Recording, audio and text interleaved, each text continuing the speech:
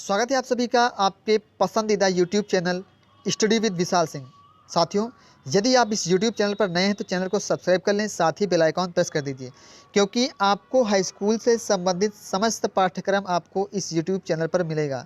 Biology और physics, chemistry, math, science total आपको इसमें मिलेगा।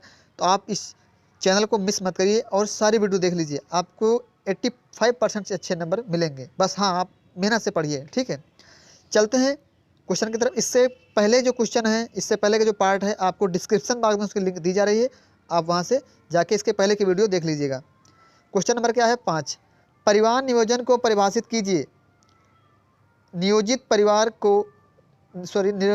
के लिए दो स्थायी विधियों का उल्लेख कीजिए। क्या कीजिए? उल्लेख। या करके पूछा है, परिवार नियोजन की स्थायी विधियां कौन सी हैं? किन्हीं दो पर संक्षिप्त टिप्पणी कीजिए। या परिवार नियोजन से आप क्या समझते हैं? जनसंख्या नियंत्रण के लिए उसका विभिन्न विधियों का वर्णन कीजिए। क्वेश्चन बड़ा इंटरेस्टिंग है और बहुत ही इम्पॉर्टेंट है। आप देख लीजिए, 12, 13, 10, 19, 20, यानी अगर इम्पॉर्टेंट होता तो इतनी बार क्यों पूछा जाता? आप सभी लोग इसको 2 से 3 बार पढ़ के नहीं, लिख लिख के पढ़ना, इससे आपको जल्दी याद हो जाएगा। ओके बेटा, तो आंसर मेरा है उत्तर। पहली हेडिंग क्या है? परिवार नियोजन। क्या है? परिवार नियोजन। एक सेकेंड, परिवार नियोजन हेडिंग है। तो क्या इसके अंतर्गत? परिवार कल्याण हेतु बच्चों की संख्या सीमित कर परिवार को नियोजित करने की प्रक्रिया को ही परिवार नियोजन कहते हैं। जनसंख्या नियंत्रण की निम्नलिखित विधियां हैं। परिवार नियोजन का मतलब है एक छोटा परिवार जो सुखी परिवार कहा जाता है, यानी कि एक बच्चा, एक लड़का या लड़की या एक बच्ची, यानी कि परिवार में सिर्फ 2 संतानें, 2 से ज़्यादा संतानों के लिए वो फिर परिवार नियोजन नहीं रहता, यानी वो परिवार सक्षम नहीं रहेगा, क्योंकि छोटी आमदनी में सभी बच्चों को अच्छे से पढ़ाना लिखाना शायद पॉसिबल नहीं है। इसीलिए एक बच्चे को रखोगे या 2 बच्चे रहेंगे हद से हद, तो उनकी अच्छी परवरिश, अच्छी शिक्षा, अच्छा माहौल दोगे तो वो समाज में अच्छा कार्य करेंगे। यदि 7 से 8 बच्चे हो रहे हैं तो आप उनका क्या क्या उनको दोगे? उनको शायद भोजन ही हटा लिया जाए, इतना ही काफ़ी है। तो इसका मतलब क्या है? परिवार कल्याण हेतु बच्चों की संख्या सीमित कर परिवार को नियोजित करने की प्रक्रिया को ही परिवार नियोजन कहते हैं। इसकी निम्नलिखित विधियां हैं या विधिवान निम्नवत हैं। सॉरी, इसमें थोड़ा सा जुकाम हो गया है। हेडिंग नंबर पहली है, परिवार नियोजन की अस्थायी विधियां। कौन कौन सी विधियां हैं? सुरक्षित काल। मासिक धर्म से 1 सप्ताह पूर्व व 1 सप्ताह बाद का समय सुरक्षित काल माना गया है। इस काल में लैंगिक संपर्क स्थापित करने पर गर्भधारण की संभावना कम होती है। यानी जब स्त्रियों को या लड़कियों को जो मासिक धर्म आता है, उससे 1 सप्ताह पूर्व और 1 सप्ताह बाद का समय जो है सुरक्षित, यानी इस बीच में वो एक दूसरे से संभोग कर सकते हैं, ठीक है, या संपर्क कर सकते हैं। इस काल में लैंगिक संपर्क जो होता है स्थापित करने पर गर्भधारण की संभावना यानी कम होती है। इसके पश्चात यदि वो लैंगिक संपर्क करते हैं तो उनमें गर्भधारण की संभावना ज़्यादा रहती है। हेडिंग नंबर 2 है, आत्मसंयम। असुरक्षित काल में आत्मसंयम रखना तथा लैंगिक संपर्क स्थापित नहीं करना चाहिए। हेडिंग क्या है? आत्मसंयम। असुरक्षित काल में आत्मसंयम रखना चाहिए। होता नहीं कि थोड़ा सा वो पेशेंस नहीं रहता है, उनमें जो है लुभावनाएं रहती हैं कि हाँ एक दूसरे के संपर्क में आना चाहते हैं, लेकिन इसमें जो है अपने आप पे कंट्रोल करना चाहिए। ये तो सभी लोग जानते होंगे ना, एक दूसरे पे कंट्रोल करना चाहिए तथा हमें लैंगिक संपर्क नहीं रखना चाहिए। अगली हेडिंग है, लूप तथा कॉपर। लूप तथा कॉपर। स्त्रियां लूप या कॉपर टी लगाकर गर्भधारण से अपना बचाव कर सकती हैं। एक वो आता है जैसे पुरुषों में कांडोम आता है, वैसे एक लूप तथा टी आती है स्त्रियों के लिए। बच्चों, आप पढ़ाई पे ध्यान दो, ठीक है। ये बायोलॉजी है, आपको सब कुछ पढ़ना पड़ेगा। ऐसा सोचो कि हाँ हमें सर क्या बता रहे हैं, नहीं, ये बायोलॉजी बेटा। अगर आप ऐसे पढ़ोगे नहीं तो आगे डॉक्टर कैसे बनोगे? आप बताओ भाई। अगर आपको पैर में दिक्कत है आप बता दोगे, लेकिन अगर कहीं गुप्तांगों में दिक्कत हो गई या अंदर दिक्कत हो गई, यदि आप डॉक्टर होकर भी शर्माओगे तो अगले पेशेंट का इलाज कैसे करोगे, है ना? तो ये बायोलॉजी है, इसमें हमें किसी भी तरह की शर्म नहीं आनी है, अच्छे से पढ़ना है, ओके बेटा। और किसी भी तरह का गलत सेंस मत लगाना, है ना, कि सर हमें क्या समझा रहे हैं। जब लिखा है तो हमें समझाना पड़ा बेटा, और अब आपको पढ़ना पड़ेगा क्योंकि आप आगे डॉक्टर बनोगे ना। क्या है? लूप या तथा कॉपर। स्त्रियां लूप या कॉपर टी लगाकर गर्भधारण से अपना बचाव कर सकती हैं। इनसे शुक्राणुओं को स्त्री के गर्भाशय में जाने से रोक दिया जाता है, यानी ये एक रोधक होता है, यानी शुक्राणुओं को गर्भाशय में जाने नहीं देता है। हेडिंग नंबर 4 है निरोध का प्रयोग पुरुष द्वारा किया जाता है। इसके प्रयोग से गर्भधारण होने की संभावना नहीं रहती है। जो निरोध या कंडोम जिसे बोलते हैं वो पुरुषों द्वारा उपयोग किया जाता है और स्त्रियों द्वारा टी कॉपर लगाया जाता है, जिससे गर्भधारण होने की संभावना बहुत ही कम रहती है, यानी उनमें जो शुक्राणु होते हैं वो गर्भाशय में जाने से रोकते हैं। हेडिंग नंबर 5 है रासायनिक विधि। अनेक प्रकार के रासायनिक पदार्थ मादा निषेचन को रोक सकते हैं। अनेक प्रकार के जो रासायनिक पदार्थ होते हैं वो मादा निषेचन को रोक सकते हैं। स्त्रियों के द्वारा गर्भ निरोधक गोलियां प्रयोग की जाती हैं, यानी जब संभोग किया जाता है या लिंग स्पर्शन होता है तब स्त्रियां जो है गर्भ निरोधक गोली खा लेती हैं। क्या खा लेती हैं? गर्भ निरोधक गोलियां, जिससे उनमें गर्भ ठहराव नहीं होता है। स्त्रियों के गर्भ निरोधक गोलियां का प्रयोग किया जाते हैं। झाग की गोली जैसे जैली, विभिन्न प्रकार की क्रीमें आदि यह कार्य करती हैं। इनमें कई तरह की क्रीमें आती हैं, टेबलेट आते हैं, गोलियां आती हैं, जिसे खाने से क्या बोलते हैं गर्भधारण नहीं होता है। अगली हेडिंग है परिवार नियोजन की स्थायी विधियां। परिवार नियोजन की स्थायी विधियां। हेडिंग नंबर पहला है ऑपरेशन, महिला का ऑपरेशन। क्या है? महिला का ऑपरेशन। स्त्रियों में छोटी सी शल्य चिकित्सा द्वारा अंडवाहिनी को काटकर बांध दिया जाता है। यानी जो परिवार नियोजन होता है तो स्त्री में कहते हैं ना कि हाँ नसबंदी हो गई है, तो नसबंदी में क्या करते हैं, स्त्रियों में एक छोटी सी जो शल्य चिकित्सा द्वारा अंडवाहिनी को काटकर बांध दिया जाता है, यानी जिसके माध्यम से शुक्राणु गर्भाशय में जाते हैं वो नलिका को अवरोधित कर दिया जाता है ना।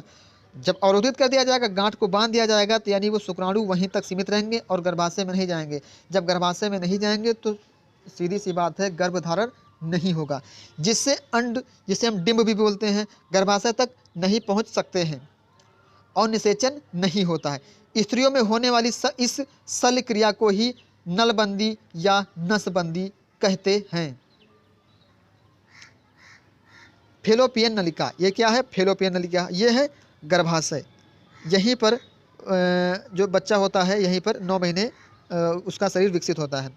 ये क्या है? फेलोपियन नलिका का कट भाग। ये क्या है? एक नलिका का कट भाग है। इधर क्या है? मूत्रवाहिनी, जिसके माध्यम से पेशाब का निकलना होता है। ये क्या है? प्रोस्टेट। क्या है? प्रोस्टेट। ये क्या है? शुक्रवाहिनी। इसी के माध्यम से, संभोग के माध्यम से, इसी के माध्यम से जो है शुक्राणु जाते हैं। और ये क्या है? वृषण। ये पुरुषों में वृषण होते हैं, ठीक है, ये पुरुषों में वृषण होते हैं जो शुक्रवाहिनियों का माध्यम में होते हैं, ठीक है।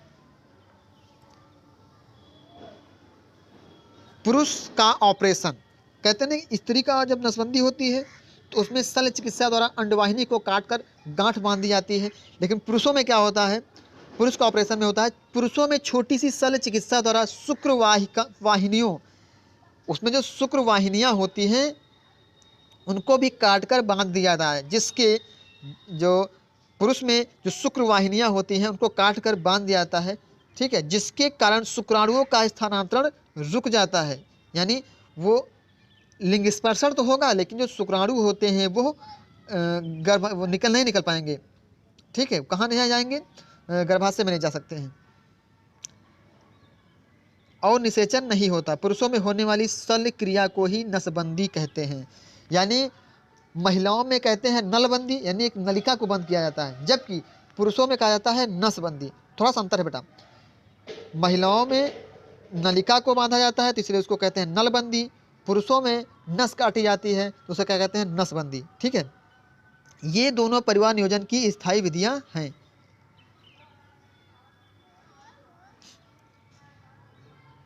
एक सेकेंड,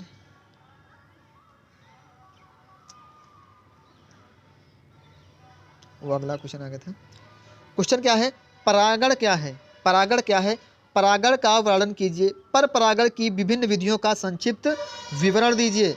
इसके महत्व को समझाइए या परागण क्या है, ये कहाँ से पाए जाते हैं, कहाँ पाए जाते हैं? विभिन्न प्रकार के परागण का उल्लेख कीजिए। परागण की परिभाषा निम्नलिखित है, विभिन्न प्रकार के परागण का नाम लिखिए। ठीक है, चलते हैं, क्या है परागण? उत्तर है हमारा, नर युग्मकों को परागण कहते हैं। जो नर युग्मक होते हैं उनको क्या कहते हैं? परागकण। इनमें एक सूत्री नर केंद्रक होता है।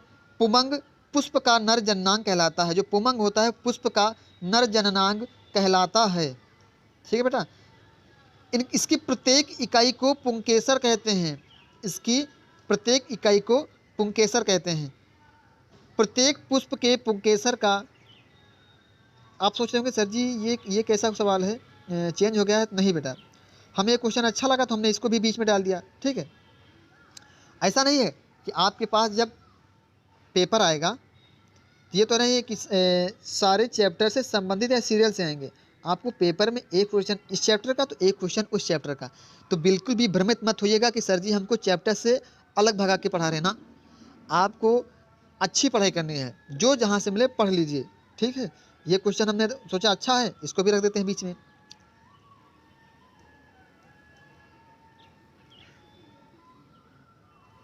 तो प्रत्येक पुष्प के पुंकेसर का ऊपरी फूला हुआ भाग परागकोश कहलाता है।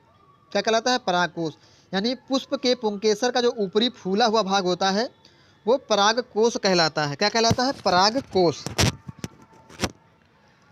परागकोश के अंदर परागकण बनते हैं। परागकोश के अंदर परागकण बनते हैं। परागकणों के स्त्री केसर की वर्तिकाग्र तक पहुंचने की क्रिया परागण कहलाती है।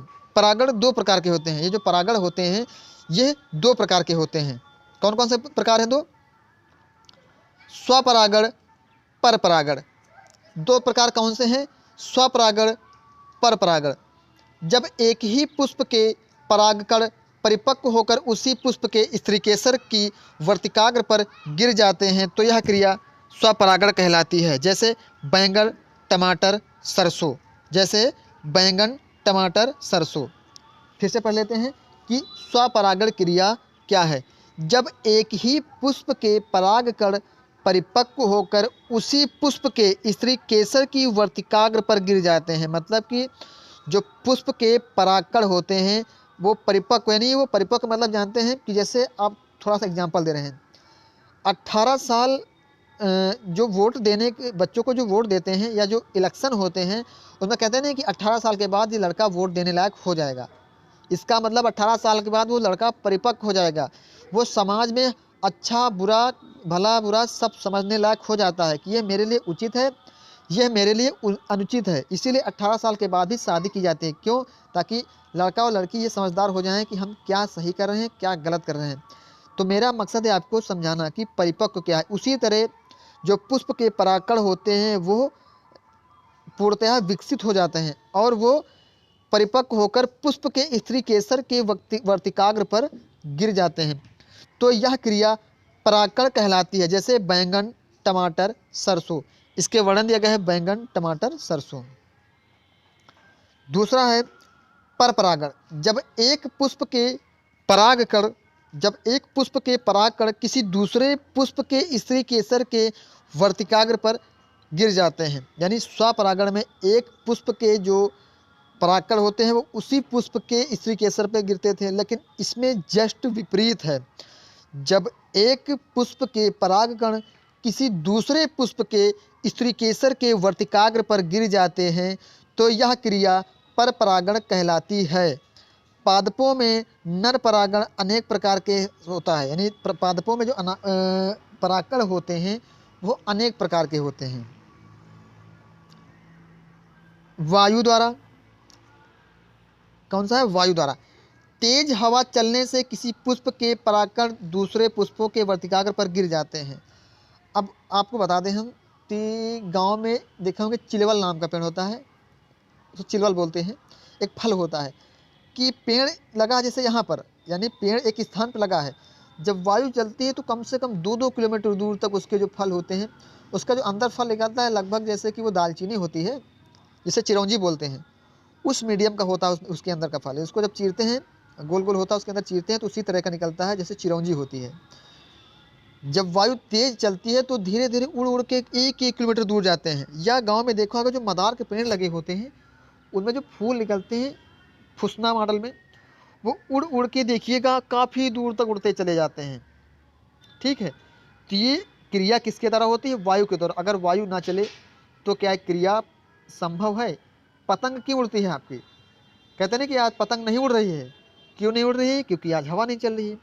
हवा जब अच्छी चलती है तो पतंग आपकी थोड़ी झटके मुड़ जाती है, और अगर हवा अच्छी नहीं चलती है तो आप लोग जो भी बच्चे होते हैं छोटे मेरे भाई बहन, वो परेशान होते हैं कि दद्दा मेरी पतंग नहीं उड़ रही है। दद्दा क्या बोलते हैं कि आज हवा सही नहीं चल रही है ना। तो इसका कारण क्या है? वह वायु के द्वारा।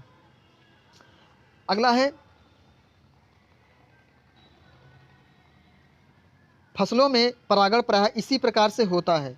इन पुष्पों में सुगंध, मकरंद और रंग का अभाव होता है। ठीक है, पुष्पों में सुगंध नहीं रहती है और मकरंद या रंग का अभाव रहता है। इनके वर्तिकाग्र खुरदरे व चिपचिपे होते हैं। खुरदरे का मतलब होता है वो चिकने नहीं होते हैं, हल्का खुरदरे मॉडल में होते हैं। ठीक है, परागकण हल्के और शुष्क होते हैं। परागकण कैसे होते हैं? हल्के और शुष्क होते हैं। मकरंद को भंवरा भी बोला गया है। मकरंद किसे कहते हैं? भंवरे को भी मकरंद बोला जाता है। ठीक है, पुष्प के रंग सुगंध से आकृष्ट होकर भंवरे, तितलियां आदि उन पर बैठते हैं। मकरंद के कई रूप हैं, खुशबू भी होता है और भंवरा भी होता है। ठीक है, और ये भंवरा एक और दिया हुआ है। फिलहाल के लिए शायद अगर मिसप्रिंट हो रहा है तो आप मकरंद का अर्थ भंवरे से मत लीजिएगा। अगर इससे थोड़ा सा सॉरी बेटा, क्योंकि ये पर्यायवाची अभी आज में नहीं दिए गई है। आप क्या समझिएगा? तितली। ठीक है, मकरंद मतलब होता है खुशबू, सुगंध। ठीक है, ये भी है सुगंध। तो पुष्प का रंग, मकरंद, सुगंध आदि पाई जाती है। पुष्पों के रंग सुगंध से आकृष्ट होकर भंवरे, तितलियां आदि पर बैठते हैं। जिसमें खुशबू नहीं होगी उस पर भंवरे क्यों आएंगे? आप बताइए। जैसे कि आपको जिस मनुष्य की या जिस कॉपी किताब की ज़रूरत नहीं होगी वो आप पढ़ोगे नहीं। इस समय आप इंटर में हो तो इस समय आप हाई स्कूल में हो तो क्या आप इंटर की हिंदी या इंटर का बायोलॉजी पढ़ोगे? नहीं ना, क्योंकि आपका पेपर होगा तो हाई स्कूल की बुक से होगा, ना कि इंटर की बुक से होगा। तो समझने का मतलब ये है कि जब खुशबू ही नहीं होगी तो भंवरा वहाँ नहीं आएगा। ये सीज़न जो है नवंबर या दिसंबर में या जनवरी में जो गांव में सरसों बोई जाती हैं, आप अगर गांव से रिलेटेड हैं तो देखिएगा बहुत सारे भंवरे या मधुमक्खियाँ भिनभिनाती रहती हैं। क्यों? वो फूल जो है बहुत ही खुशबूदार होते हैं और उन फूलों का अर्क ले जाके शहद का निर्माण करती हैं। ठीक है, परागकण हल्के और शुष्क होते हैं। उदाहरण गेहूँ, मक्का, ज्वार, ये हल्के और शुष्क होते हैं। अगला है कीट पतंगों द्वारा। ये क्या है? कीट पतंगों द्वारा। इन पुष्पों में विशेष युक्तियाँ पुष्प का रंग, सुगंध, मकरंद आदि पाई जाती हैं। पुष्प के रंग सुगंध से आकृष्ट होकर भंवरे, तितलियाँ आदि उन पर बैठते हैं। उनके पंखों, पाँव आदि से परागकण चिपक जाते हैं। दूसरे पुष्पों पर बैठने से वे उनके वर्तिकाग्र में गिर जाते हैं। उदाहरण अंजीर, सालिया, पीपल। कीट पतंगों द्वारा। पीपल तुमको हम एकदम अच्छा सा उदाहरण देते हैं कि तुरंत समझ जाओगे। गांव में देखा होगा या कहीं भी देखा, गांव की बात नहीं, आप कहीं भी देखे होंगे तो अगर पेड़ देखो खजूरिया का लगा हुआ या आम का लगा हुआ या इमली का लगा हुआ, नीम का लगा हुआ है, तो उस पर देखिए पीपल का पेड़ जम जाता है। क्यों जम जाता है? ऐसा तो है नहीं कि वो नीम के अंदर से उग के आया है पीपल का पेड़, नहीं। कीट पतंगे जैसे कहीं पर वो फल खाएं तो पीपल का जो भी फल रहता है वो खा के आते किसी पेड़ पर डाल देते हैं, और वो पेड़ की जो गुठली होता है, जो बीज होता है, धीरे धीरे धीरे धीरे वो बीज का एक छोटा सा बीज हो जाता है। बीज फिर एक थोड़ा सा एक पौधा हो जाता है छोटा छोटा, फिर धीरे धीरे बढ़ता चला। एक ऐसा लगता है कि हाँ देखो आज पीपल का पेड़ लग गया बड़ा सा। कहीं कहीं देखा होगा जो पुरानी दीवारें होती हैं, पुराने घर होते हैं, उनमें देखो दीवारों में भी पीपल का पेड़ उगाता है। क्यों? ऐसा तो है नहीं कि उस दीवार में पीपल का बीज बोया गया है, नहीं ना ना। और इतनी ऊंचे लगा होता है कि ना कोई मनुष्य वहाँ रख सकता है कि हाँ पीपल का बिल्व रख दें, यहाँ पर पेड़ उगाएगा। जो चिड़िया होती हैं, कीट पतंगे होती हैं, वो ले जाके वहाँ डाल देते हैं। धीरे धीरे वो अंकुरित होकर एक पौधे का निर्माण ले लेता है। तो मैं समझता हूँ कि सभी बच्चे अच्छे से समझ गए होंगे। अगला है जल द्वारा। जल परागण के लिए पुष्प परागकणों, वर्तिका, वर्तिकाग्र आदि में अनेक अनुकूल पाए जाते हैं। पुष्प रंगहीन, मकरंदहीन और गंधहीन होते हैं। जल परागण के लिए पुष्प परागकणों, वर्तिका, वर्तिकाग्र आदि में अनुकूल पाए जाते हैं। पुष्प जो होते हैं रंगहीन होते हैं, मकरंदहीन होते हैं, गंधहीन होते हैं। परागकण हल्के होते हैं, ये संख्या में अधिक होते हैं। जल में उगने वाले पौधों के परागकण बहते हुए दूसरे फूलों तक पहुंच जाते हैं। गांव में देखा होगा, कहते हैं ना कोका बेली, कहते हैं ना कोका बेली, या और दूसरा नाम होगा मुझे नहीं पता, लेकिन कोका बेली जो तालाब में लगे होते हैं, ठीक है। तो उसका जो फूल बहुत अच्छा लगता है, कमल मॉडल में होता है। उसमें सुगंध नहीं होती है, बिल्कुल भी नहीं होती है सुगंध, और वो पानी में तैरते हुए एक पुष्प से दूसरे पुष्प के आसपास चले जाते हैं। परागण वर्तिका द्वारा ग्रहण किए जाते हैं, जैसे वेलिस्नेरिया, हाइड्रला। हाइड्रला जो उसमें होता है जलकुंभी भी जिसे बोलते हैं, क्या बोलते हैं, हाइड्रला या जलकुंभी। हेडिंग नंबर 4 है मनुष्यों द्वारा। अच्छे बीज प्राप्त करने के लिए मनुष्य सोच समझकर अच्छे परागणों को पुष्प को मादा पुष्पांग से भाग में मिलाते हैं। यानी अच्छे बीज प्राप्त करने के लिए मनुष्य सोच समझकर अच्छे परागकणों के पुष्प को मादा पुष्प भागों से मिलाते हैं, इससे वे अच्छी उपज प्राप्त करते हैं। यानी अच्छा बीज देख के वो मादा से पुष्प भाग को मिलाते हैं, जिससे वे अच्छी उपज प्राप्त कर लेते हैं। अगली हेडिंग है पक्षियों द्वारा। किसके द्वारा, पक्षियों द्वारा। फूलों का रस प्राप्त करने के लिए किए गए प्रयत्न में कुछ पक्षी अपनी चोंच से परागकणों को चिपकाकर दूसरे पुष्पों में पहुंचाकर परागकण कर देते हैं। यानी जो पक्षी होते हैं, चिड़िया होती हैं, कीट पतंगे होते हैं, वो क्या जाने कि मैं क्या कर रहा हूँ, लेकिन जो एक पुष्प से ले जाकर दूसरे पुष्प में डाल देते हैं और परागकणों को आपस में चिपका देते हैं, चिपकाकर पहुंचा देते हैं। इस क्रिया को ही हम कहते हैं परीक्षियों द्वारा परागकण, है ना। आखिरी हेडिंग है पर परागण का महत्व। विभिन्नताओं के परिणाम स्वरूप पादपों में नई एवं उन्नत प्रजातियां विकसित होती हैं, अतः जैव विकास में सहायक हैं। नंबर 1 है क्या, इनमें या इसके द्वारा स्वस्थ एवं प्रतिरोधक पादप विकसित होते हैं। नंबर 2 है पर परागण द्वारा बनने वाले बीज स्वस्थ, संख्या में अधिक एवं अधिक जनन क्षमता वाले होते हैं। तो बेटा आज का ये वीडियो रहा, कैसा लगा आपको। हम आपका वीडियो ज़्यादा बड़ा नहीं बनाएंगे ताकि आपको ज़्यादा नर्वस न फील हो, वरना लड़के होते नहीं शैतानी करते हैं, थोड़ा सा देखेंगे फिर भाग जाएंगे। नहीं, अब इतना वीडियो तो आप देख सकते हो ना, अब इसमें शैतानी मत करो। सारा वीडियो देख के वीडियो कैसा लगा कमेंट बॉक्स में आप ज़रूर बताइएगा कि सर जी आज की क्लास कैसे लगी। ठीक है, मिलते हैं एक नए वीडियो के साथ, तब तक के लिए नमस्कार।